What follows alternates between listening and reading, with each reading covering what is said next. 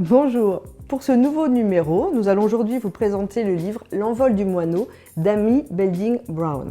Ce livre se passe dans la baie du Massachusetts en 1672. Marie est la femme d'un pasteur très sévère, des puritains, mais vraiment les puritains comme les pires puritains qu'on puisse imaginer. Elle n'a pas le droit d'embrasser ses enfants pour pas s'y attacher parce que s'il meurt, son mari estime que c'est la volonté de Dieu. Elle n'a pas le droit d'aider les gens qui ne sont pas comme eux, etc. Donc une vie très compliquée pour toutes les femmes de l'époque. Puis un jour, leur village se fait attaquer par des Indiens.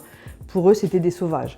Il fallait absolument les christianiser, il fallait absolument leur apporter la foi. Et ces Indiens-là vont la faire prisonnière avec 3 de ses enfants. Elle va donc partir, vivre dans une tribu et découvrir une vie à laquelle elle ne s'attendait pas. Parce que, contrairement à ce qu'elle pouvait penser, elle n'aura jamais été aussi libre que dans ces moments de captivité, entre guillemets, puisqu'elle a le droit de se promener, elle a le droit d'embrasser ses enfants.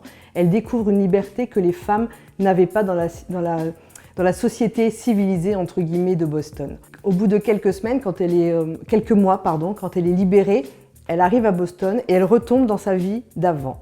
Et là, pour elle, c'est un choc parce que personne ne veut l'écouter. Les gens sont persuadés qu'elle a été ensorcelée parce qu'ils pensent qu'il y a des sorciers dans le village qui l'ont ensorcelée. Et ils ne veulent pas croire que ces Indiens ne sont pas des sauvages. Justement, ce sont des gens qui ont un amour de la nature et des leurs qui est quand même assez impressionnant pour l'époque. Donc voilà, c'est ce livre, hein, L'envol du moineau, et c'est un livre vraiment magnifique. D'ailleurs, l'auteur Jim Fergus, le grand auteur américain, a dit « un superbe roman à la fois violent, tragique, courageux et édifiant ». Et moi, je pense que pour l'histoire américaine, on pourrait rajouter même essentiel. Ce livre est réellement addictif. Une fois qu'on rentre dans l'histoire, on n'arrive plus à s'arrêter. On veut savoir ce qui arrive à Marie. On veut connaître effectivement les tenants et les aboutissants de cette période quand même assez sanglante des États-Unis. Et franchement, lisez-le, c'est vraiment une petite pépite à découvrir.